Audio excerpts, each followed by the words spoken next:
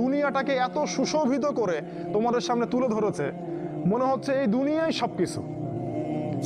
সকালবেলা ঘুম থেকে উঠেও চিন্তা করে দুনিয়া, দুনিয়ার দুনিয়া, রাতে ঘুমানো পর্যন্ত। মানে নারী, এই যে অনলাইন, এই যে ইন্টারনেট, পর্নোগ্রাফি, ব্লু ফিল্ম, হারাম অ্যাফেয়ার্স, এই যে বয়ফ্রেন্ড গার্লফ্রেন্ড, এগুলোকে আপনার সামনে এত সহজলভ্য করে দিয়েছে যে একটা যুবক ছেলে চাইলেই জেনা করতে পারে। দুনিয়ার সুশোভিত, এই যে দেখবে দুনিয়ার যত মোহ, এটা তোমার সামনে সহজলভ্য করা হয়েছে। অল্প টাকা দিন এত জিবি কিনুন, মাত্র এত টাকা দিন এত কিছু কিনুন। তুমি যদি চাও এখনই জেনা করতে পারবে, কেউ তোমাকে বাধা দিবে না। তুমি চাইলে এখনই মদ খেতে পারবে, কেউ তোমাকে বাধা দিবে না।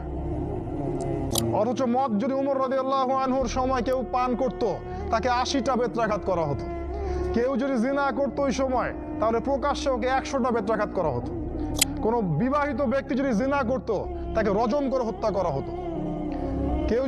কেউ যদি কোনো ব্যক্তিকে অন্যায়ভাবে হত্যা করত, তাকেও কেসাস করা হতো, হত্যা করা হতো। এগুলো তুমি আর দেখবে না। এখন তুমি দেখবে সমস্ত পাপ সহজলভ্য হয়ে গেছে। এটা এমনি এমনি হয়নি, তারা করেছে তোমার জন্যে, যাতে তোমার ভিতরের ঈমানটা চলে যায়। কারণ পাপী হৃদয় নিয়ে তুমি আল্লাহর পথে দাওয়াত ও জিহাদ করতে পারবে না। আর এক শ্রেণীর মানুষের পথে বাধা, যারা ধর্মকে বিশ্বাস করে, ধর্মের বিশ্বাস আছে যাদের মধ্যে, সে হোক খ্রিস্টান বা হিন্দু বা বৌদ্ধ বা ইহুদি, যারা সত্যিকার অর্থেই এই তাওরাত বা জাবুর বা যতটুকু আছে এখনো বাকি, ওরা ওদের ধর্মের মূল নীতিগুলো যারা মেনে চলে, এই মানুষগুলো এর পথে বাধা। আর মুসলিমরা ওর পথে বাধা। মুসলিমদের মধ্যে সে কি করেছে? প্রথমত মুসলিমদের ইসলামিক খেলাফতটাকে সে ওর অনুসারী ইহুদিদের হাত দিয়ে ধ্বংস করে দিয়েছে। তারপর এই খেলাফতটাকে ভেঙে দিয়ে 57টা টুকরা টুকরা রাষ্ট্রে পরিণত করেছে, এবং এই রাষ্ট্রগুলোর মধ্যে ঢুকিয়ে দিয়েছে সেকুলারিজম, কমিউনিজম, ডেমোক্রেসি, অন্যান্য মতবাদগুলা। এভাবে সে মুসলিমদের ঈমান, আমল, আখলাক, চরিত্রগুলোকে ধ্বংস করেছে।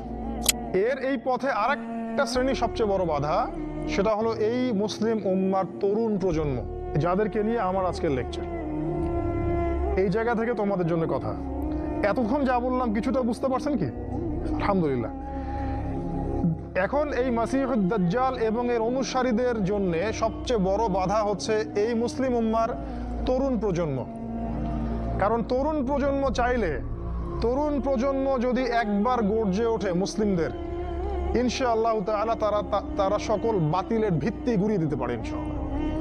তরুণ প্রজন্মের মধ্যেই ছিল খালিদ বিন ওয়ালিদ, তারিক বিন জিয়াদ, এই মানুষগুলা, ওমর ইবনুল খাত্তাব, আলী ইবনে আবি তালেব, যায়েদ ইবনে হারসা, আসাদুল্লাহ, সাদ ইবনে আবি ওয়াক্কাস।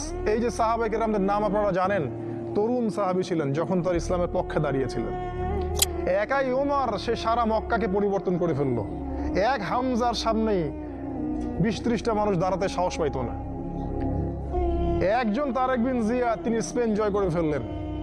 মাত্র অল্প কিছু সৈন্য নিয়ে মোহাম্মদ বিন কাসিম আমাদের এই ভারতীয় উপমহাদেশ জয় করলেন। এখন আপনি মুসলিম হয়ে এখানে বসে আছেন। এই তরুণ প্রজন্মই পারে এই বাতিলের শিকড় উপড়ে ফেলতে। এই জন্যে মাসিহুদ দাজ্জাল এবং তার অনুসারীরা খুব ভালো করেই জানে যে মুসলিম তরুণ প্রজন্মকে যদি আমরা আটকাতে না পারি, তাহলে আমাদের ভবিষ্যৎ খারাপ আছে।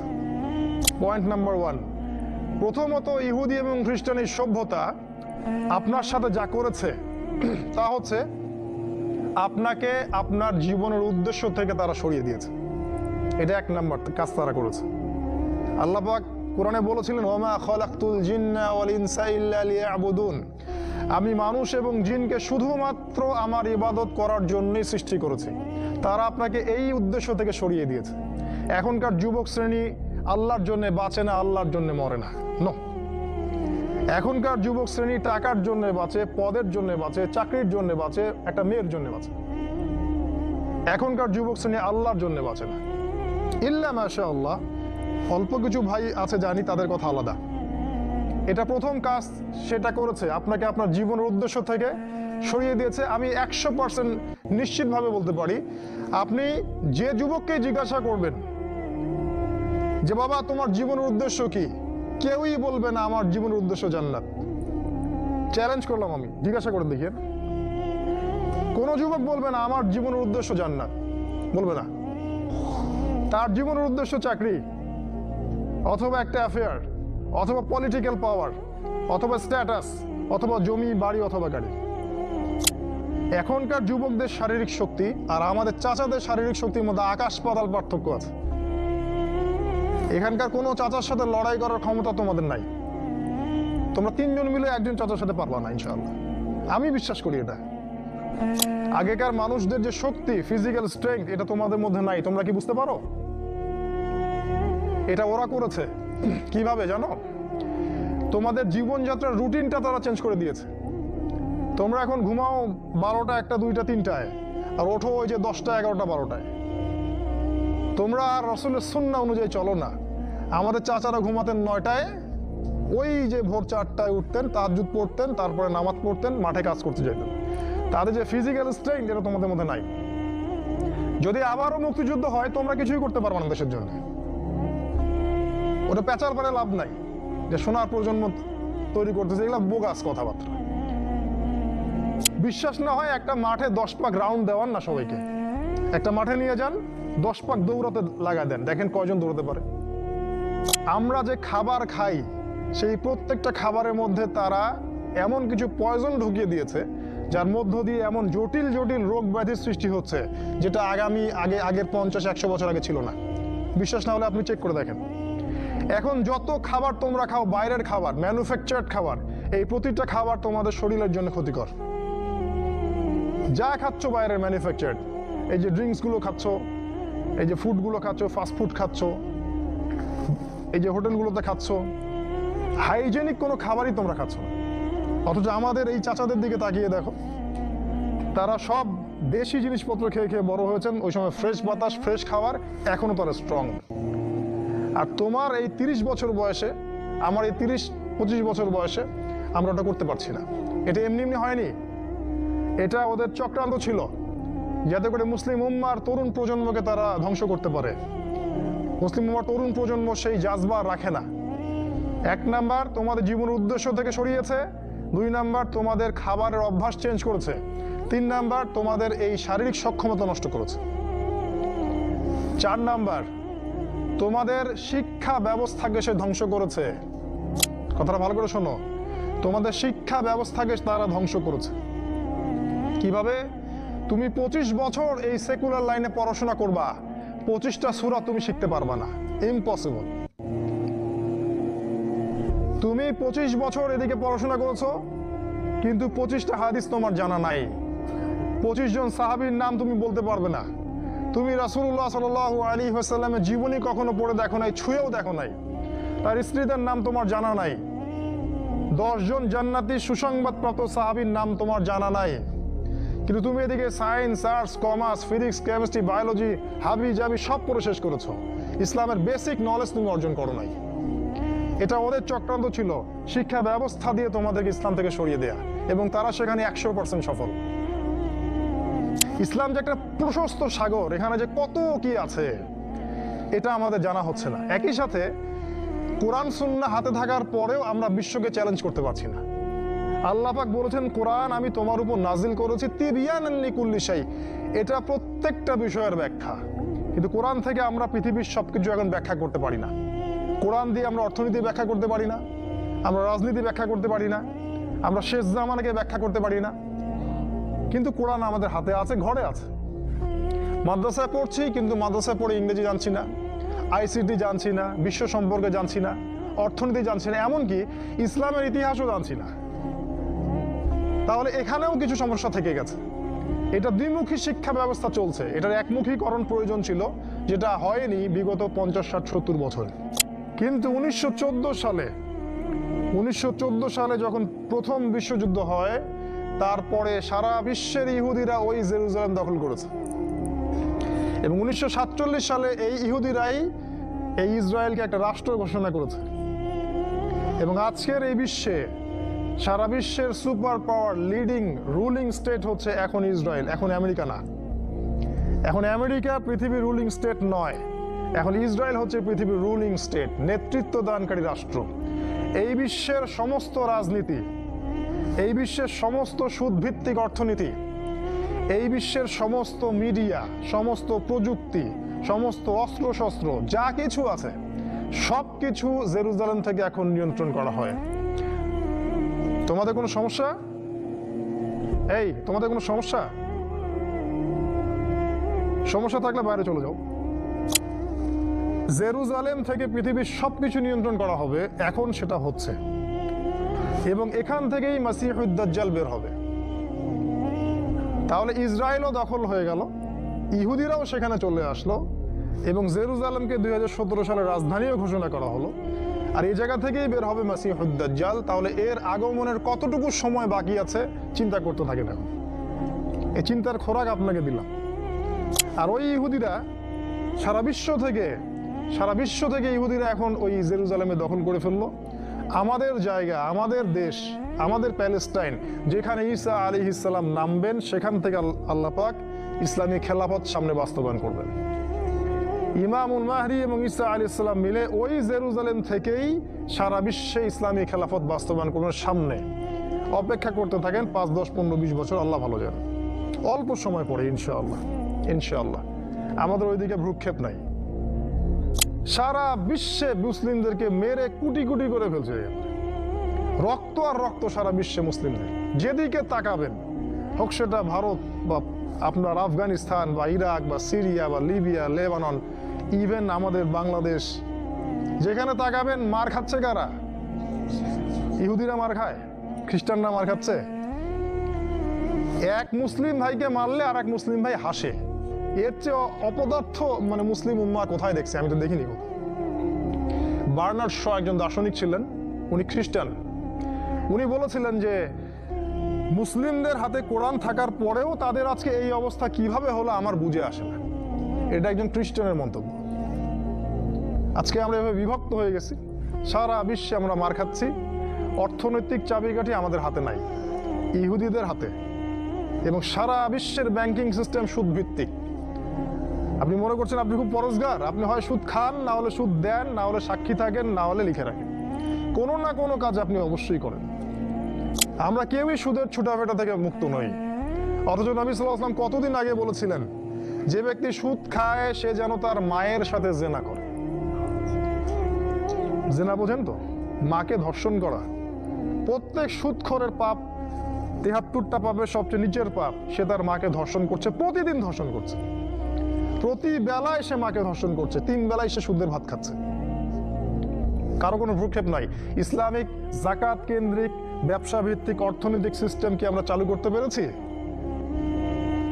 আমরা যে এত বড় বড় ইসলামিক দল আছি আমাদের দেশে, আমরা কি করতে পেরেছি এই পর্যন্ত? সুদ, নবীজি বলেছিলেন 1 দিরহাম সুদ যে খায় সে যেন 36টা মেয়েকে ধর্ষণ করলো। আলেম ওলামার আছেন, এই হাদিসটা বুখারীতে আছে, আপনারা জানেন ভালো করে। তিনি বলেছেন 4 শ্রেণীর মানুষকে আমি অভিশাপ দিয়ে গেলাম। কে অভিশাপ দিলেন? নবী সাল্লাল্লাহু আলাইহি ওয়াসাল্লাম। যদি আপনি মনে করেন যে রাসূলের অভিশাপ নিয়ে কবরে গিয়ে আপনি প্রশ্নের উত্তর দিতে পারবেন, তাহলে আমি বলবো যে আপনি মঙ্গল গ্রহে চলে যান, এই পৃথিবীতে থাকার দরকার নেই। এত বোকা লোকের পৃথিবীতে থাকার দরকার নেই। 4 শ্রেণীর মানুষকে আমি মুহাম্মদ অভিশাপ দিয়ে গেলাম সাল্লাল্লাহু আলাইহি ওয়াসাল্লাম। 1 শ্রেণী যে নিজে সুদ খায়, 2য় শ্রেণী যে খায় না কিন্তু সুদ মানুষকে দেয়, 3য় শ্রেণী যে খায়ও না কিন্তু দেয়ও না, সাক্ষী থাকে, সাক্ষী আছে আমি। 4 নাম্বার খায়ও না, দেয়ও না, সাক্ষীও থাকে না, লিখে রাখে, কাতেব। এই 4 শ্রেণীর মানুষকে নবী সাল্লাল্লাহু আলাইহি ওয়াসাল্লাম সমানভাবে অভিশপ্ত করেছেন। এখন আপনি বলেন এই পুরো ব্যাংকিং সিস্টেম এই 4টা শ্রেণীর উপর দাঁড়ায় আছে না? কথা বুঝতে পারেন না? আর এই জবটা পাওয়ার জন্য আপনি সারা জীবন ঠেলে দিচ্ছেন, কত কোচিং করতেছেন, কত কি করতেছেন। একটা ব্যাংক জব আপনাকে চাই, না হলে আপনার আবার ওই যে পাশের বাড়ির আপনার ওই মেয়ের বাবা আপনাকে আবার মেয়েটাকে দিবে না। সুবহানাল্লাহ। অর্থনীতি আমাদের হাতে নাই, রাজনীতির যে মূল ভিত্তি সেটা আমাদের হাতে নাই। আমাদের ভিত্তি ছিল খেলাফত, ইসলামী খেলাফা, সেই যে উঠে গেল। আর কেউ এটাকে এস্টাবলিশ করার জন্য চেষ্টা করছি না। যেই ইসলামের কথা বলছি, কোরআন সুন্নাহ, ইসলামী খেলাফত, ইসলামিক আইন শাসন, মুসলিম উম্মার ঐক্য, সেই হয়ে যাবে জঙ্গি, সেই সন্ত্রাসী, সেই মৌলবাদী। সে একে ধরো আর কাটো, একে জেলে দাও, একে ফাঁসি দাও, একে মিডিয়াতে কালারিং করে ফেলো, এইগুলোই চলতেছে। এটা মগের মূল্যক, এটা এখন মগের মূল্য। মগ মানে জানেন তো, মগ মানে বলা হয় বার্মিস। এই যে মায়ানমারের লোকগুলা রোহিঙ্গাদেরকে মারলো, এই মায়ানমারের এই লোকগুলোকে বলা হয় মগ, মগ জাতি। এরা ছিল খুবই দুর্ধর্ষ, এরা সবসময় আক্রমণ করে মানুষকে মেরে ফেলতো। এই জন্যে একটা প্রবাদ চালু হয়ে গেছিল, মগের মূল্য। কথা বুঝতে পারছেন এবার? এখন সেটাই চলছে আর কি। আমি আমার পয়েন্টে আসছি। সারা বিশ্বের সমস্ত নিয়ন্ত্রণ এখন ওদের হাতে। কাদের হাতে?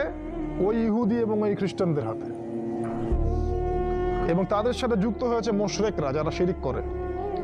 আর এর বাইরে আমরা যারা আছি মুসলিমরা, আমরা এখন অর্থনৈতিক দিক থেকে অনেক দুর্বল, আমরা অস্ত্রের দিক থেকে দুর্বল, আমরা মিডিয়া আমাদের হাতে নাই, খেলাফত আমাদের নাই, একজন আমির নাই, আমাদের একজন নেতা নাই যার নেতৃত্বে আমরা আল্লাহর পথে লড়াই করব, নাই।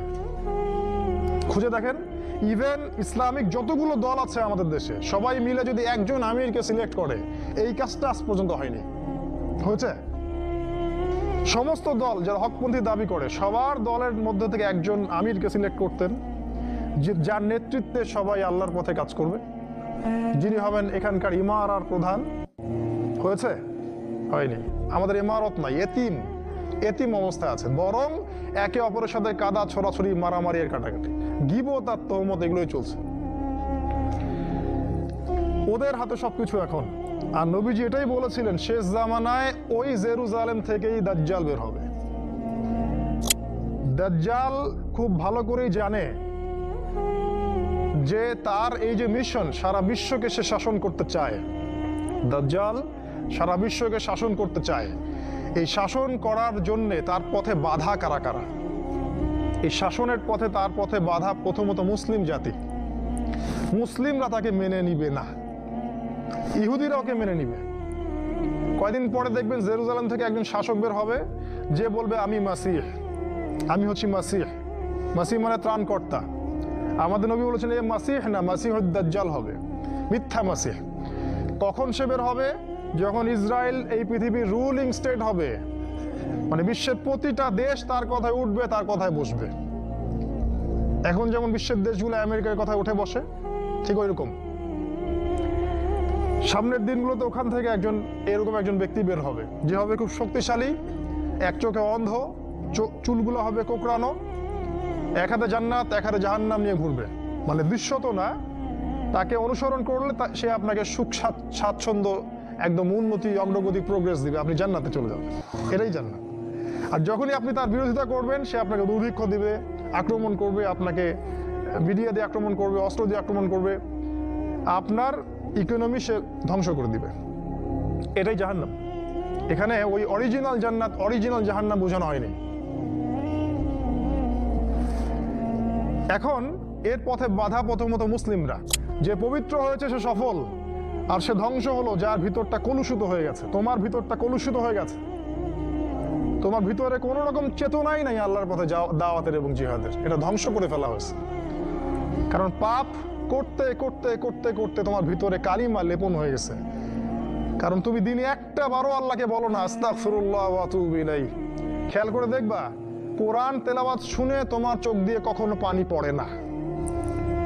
কখনো কি খেয়াল করেছো যে কোরআন তেলাওয়াত তোমার সামনে দিনরাত করা হচ্ছে, তোমার চোখ দিয়ে এক ফোঁটা পানি বের হচ্ছে না?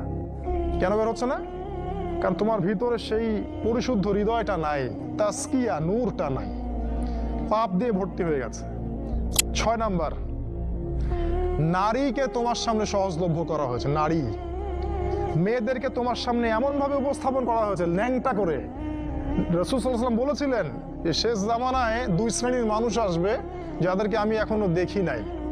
এক শ্রেণী হচ্ছে নিসাউন কাসিয়াতুন আরিয়া, মুইলাতুন মামিলাত, মানে এমন এক শ্রেণীর মেয়ে বের হবে শেষ জামানায় যারা কাপড় পরেও ন্যাংটা হয়ে থাকবে। ভাষাটা ভালো করে বোঝেন, কাপড় পরেও তারা নগ্ন হয়ে থাকবে। আমার মনে হয় না এটার ব্যাখ্যা করার দরকার আছে। কাপড় পরবে, কিন্তু কাপড়ের সবকিছুই, ভিতরে সবকিছু আপনি দেখতে পারবেন, বুঝতে পারবেন কোন অঙ্গ কতটুকু উঁচু নিচু, কোনটা কি। এখন এমন ড্রেস বাইরে থেকে ভিতরে সব দেখা যায়, কাঠামোকে সেটাও দেখা যায়। এমনকি এমন বোরখা বের হয়েছে এখন, যেটা পরার পরেও দেখবেন যে তার ফিজিক্যাল সমস্ত স্ট্রাকচার বোঝা যায়। এই যে নারীরা বের হবে এটা রাসূল আগেই বলেছিলেন।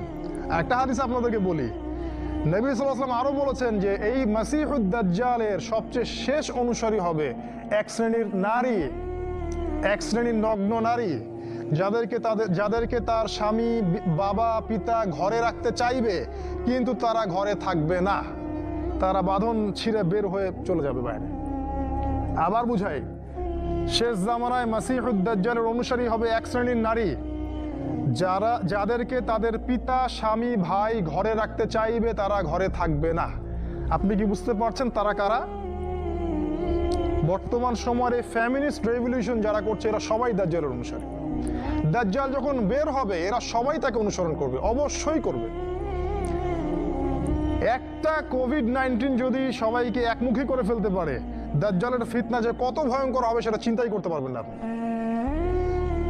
একটা খালি হুঙ্কার যে মূর্তি স্থাপন হবেই, যে এর বিরোধিতা করবে তার বিরুদ্ধে রাষ্ট্রদ্রোহের মামলা দেওয়া হবে, সারা দেশের মানুষ ম্যাক্সিমামই এখন ওই দিকে অনুসরণ করছে। এই যদি অবস্থা, তাহলে দাজ্জাল যখন বের হবে তখন যে কোটি কোটি মানুষ তাকে অনুসরণ করবে না, এটা কি কোনো গ্যারান্টি আছে? বরং কোটি কোটি মানুষই তাকে অনুসরণ করবে। তোমার সামনে নারীকে সহজলভ্য করে দেওয়া হয়েছে। স্কুলে নারী, স্কুল কলেজের মধ্যে কো এডুকেশন, ছেলে মেয়ে একসাথে বসে পড়াশোনা করে। একটা মেয়ে এরকম নগ্ন পোশাক পরে আমার সামনে যদি বসে থাকে দিনে 5 ঘন্টা, কয়দিন আপনি জেনা থেকে দূরে থাকতে পারবেন বলেন তো? আজকে আপনি দেখা করবেন, কালকে নোট নিবেন, তারপরে দেখা সাক্ষাৎ হবে, কফি খাবেন, এক পর্যায়ে ঘুরতে যাবেন, ডেটে যাবেন, আস্তে আস্তে আস্তে আস্তে তার সাথে আপনি জেনায় লিপ্ত হয়ে যাবেন। এর জন্য কি শুধু ছেলেটা দায়ী? এর জন্য কি শুধু ছেলেটাই দায়ী? এই মেয়েটাও দায়ী, এই মেয়ের পরিবারও দায়ী, এই ছেলের পরিবারও দায়ী। আর সবচেয়ে বড় দায়ী হচ্ছে সে ব্যক্তি যে এই সিস্টেমটাকে লঞ্চ করেছে এই দেশের মধ্যে, যে সিস্টেমের মধ্যে পড়াশোনা করাচ্ছে, এরাই সবচেয়ে বড় দায়ী। সূরা নূরের একটা আয়াত আছে না, যে যারা মুমিনদের সমাজের মধ্যে এই অশ্লীলতা ছড়ায় তারা যেন সতর্ক হয়ে যায়, আল্লাহর পক্ষ থেকে ভয়ঙ্কর আযাব তাদের উপর আসবে। হাদিসে আসছে এমন এমন রোগ ব্যাধির উদ্ভব হবে যেটা আগে কখনো হয়নি। এই দেখেন কি হচ্ছে এখন, এমন এমন রোগ ব্যাধি আসবে অশ্লীলতার কারণে, বেহায়াপনার কারণে, যেটা আদৌ কখনো পৃথিবীতে আসে নাই। দেখেন সামনে কি হয়, আরো ভয়ঙ্কর প্রলয় আসবে ইনশাআল্লাহ, কেউ ঠেকাতে পারবে না। নবীর কথা এগুলো, বদলানোর কোনো সুযোগ নাই। তোমরা পড়াশোনা করবা, তোমাদের সামনে মেয়েদেরকে ছেড়ে দেওয়া হয়েছে, কলেজে যাবা তখন তো আরো অবস্থা খারাপ, ফ্রি মিক্সিং, যা ইচ্ছা তাই করতে পারবা তোমরা। আর সামনের দিনগুলোতে দেখবা লিভ টুগেদারকে জায়েজ করে দেওয়া হবে, এটাও হবে, এটাও দেখার বাকি থাকবে না। অন্য দেশগুলোর মতো দেখবা ছেলে মেয়ে একসাথে থাকতে পারবে, বিয়ের দরকার হবে না, এটাও হবে সামনে। মেয়েকে সহজলভ্য করে দেওয়া হবে, চাইলেই তুমি জেনা করতে পারবে। এগুলো এমনি এমনি হয়নি, ওরা প্ল্যান করে এটা করেছে যাতে তোমার ভিতরের ইমানি তেজটা নষ্ট হয়ে যায়।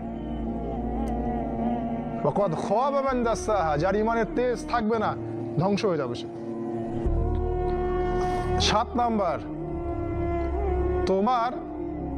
তোমার প্রতি তারা প্ল্যান করেছে আর একটা এরকম, যে তোমাকে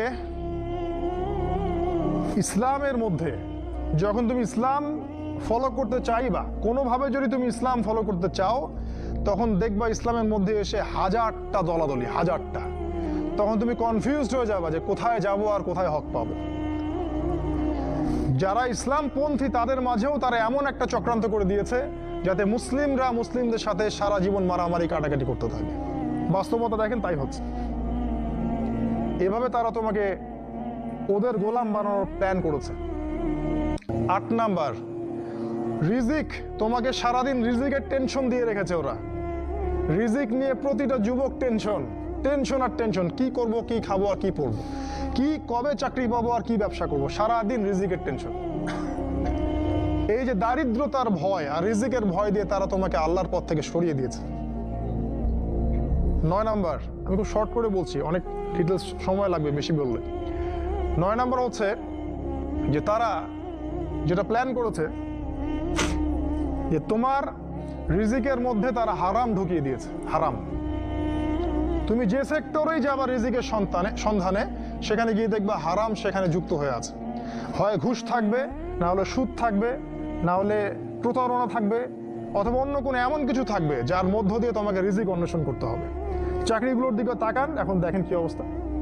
ঘুষ ছাড়া আপনি চাকরি পাবেন? এটাও বিশ্বাস করতে বলেন আমাকে। আমি তো পাইলাম না ফার্স্ট ক্লাস রেজাল্ট নিয়ে। ব্যবসা করতে যাবেন, সেখানেও দেখবেন এমন এমন সিস্টেম করে দিয়েছে, আপনি চাইলেও অনেক সময় হালাল ব্যবসা করতে পারবেন না।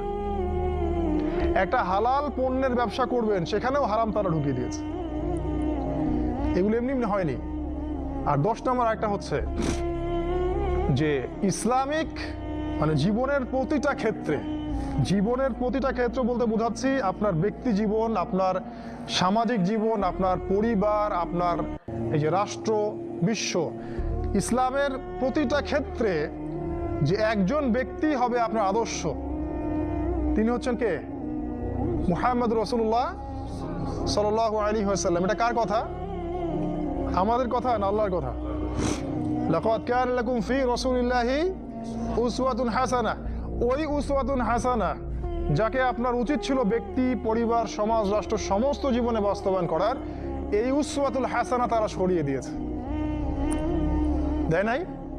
এখন আপনার উসওয়াতুল হাসানাহ কার্ল মার্কস অথবা লেনিন অথবা স্টেলিন অথবা আব্রাহাম লিঙ্কন অথবা অমুক তমুক দার্শনিক কেউ না কেউ। আপনি মুহাম্মদ সাল্লাল্লাহু আলাইহি ওয়াসাল্লামকে আর জীবনের সব ক্ষেত্রে